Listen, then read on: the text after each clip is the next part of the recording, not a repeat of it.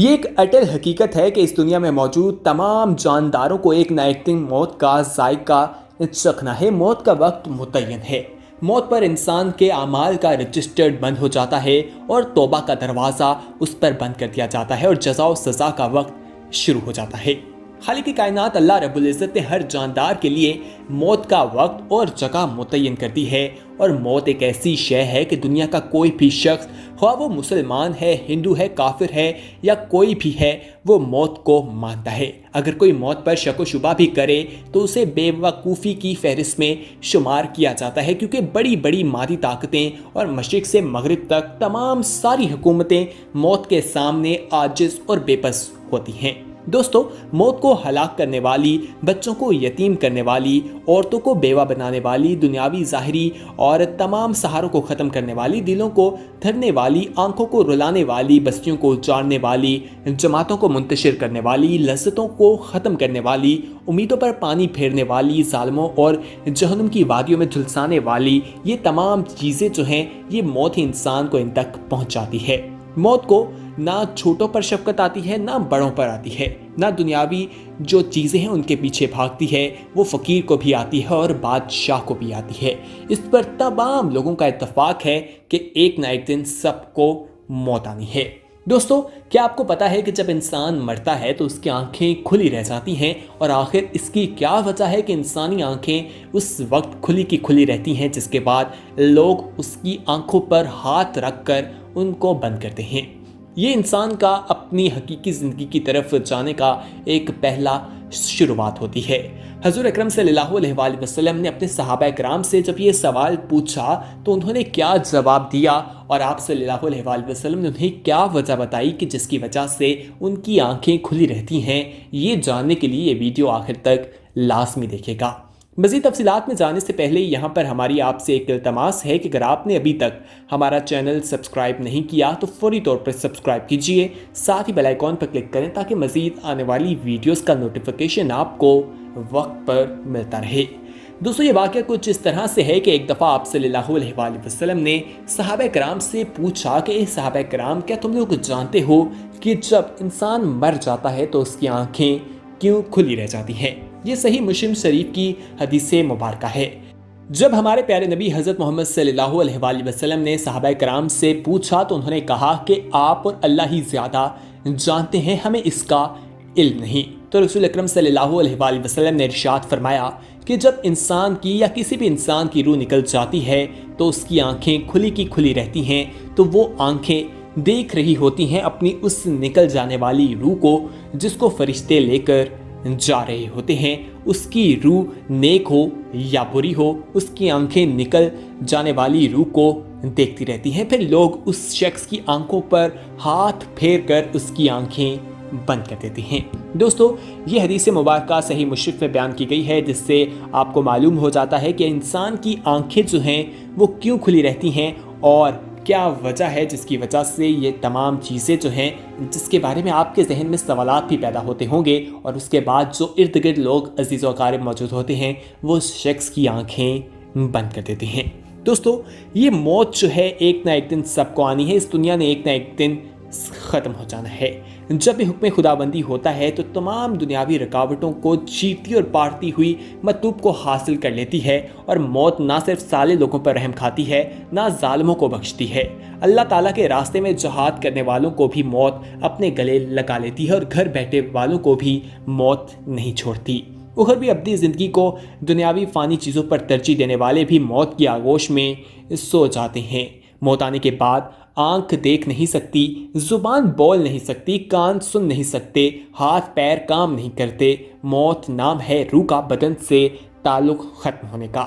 اور اسی کے ساتھ انسان کا جو تعلق ہے اس دنیا سے ختم ہو جاتا ہے، اور انسان اپنی حقیقی دنیا کی طرف چلے جاتا ہے۔ اللہ تعالیٰ نے قرآن کریم میں واضح طور پر اعلان فرما دیا ہے کہ روح صرف اللہ کا حکم ہے۔ موت پر انسان کے اعمال کا رجسٹر بند کر دیا جاتا ہے، اور موت پر توبہ کا دروازہ بند اور جزا و سزا کا وقت شروع ہو جاتا ہے۔ حضور اکرم صلی اللہ علیہ وآلہ وسلم نے ارشاد فرمایا کہ بندے کی توبہ قبول کرنے والی ذات اللہ تعالیٰ کی ہے، یہاں تک کہ اس کا آخری وقت آ جائے۔ دوستو، یہ ہم نے آپ کو اس کا مفہوم بتایا ہے۔ ہم ہر روزہ، ہر گھنٹہ بلکہ ہر لمحہ اپنی موت کے قریب ہوتے جا رہے ہیں۔ سال، مہینے اور دن گزرنے پر ہم کہتے ہیں کہ ہماری عمر اتنی ہو گئی، لیکن حقیقت یہ ہے کہ یہ ایام ہماری زندگی سے کم ہو گئے۔ موت ایک مصیبت بھی ہے، جیسا کہ اللہ تعالیٰ فرماتے ہیں قرآن مجید کی سورہ المائدہ کی آیت نمبر 106 میں، اور وہی تمہیں موت کی مصیبت پیش آ جائے۔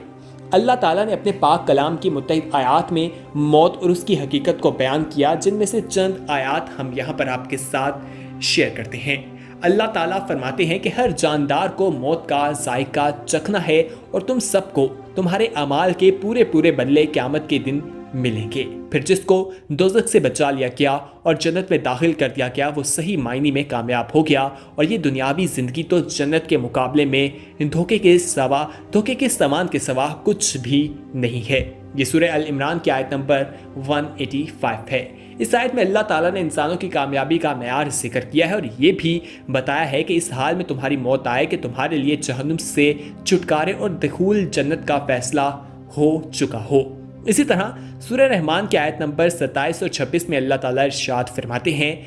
اس زمین میں جو کوئی ہے فنا ہونے والا ہے، اور نہ صرف تمہارے پروردگار کی جلال والی اور فضل و کرم والی ذات باقی رہے گی۔ اسی طرح قرآن مجید میں ایک اور جگہ اللہ تعالیٰ ارشاد فرماتے ہیں، ہر چیز فنا ہونے والی ہے سوائے اللہ کے ذات کی، حکومت اسی کی ہے اور اسی کی طرف تمہیں لوٹ کر جانا ہے۔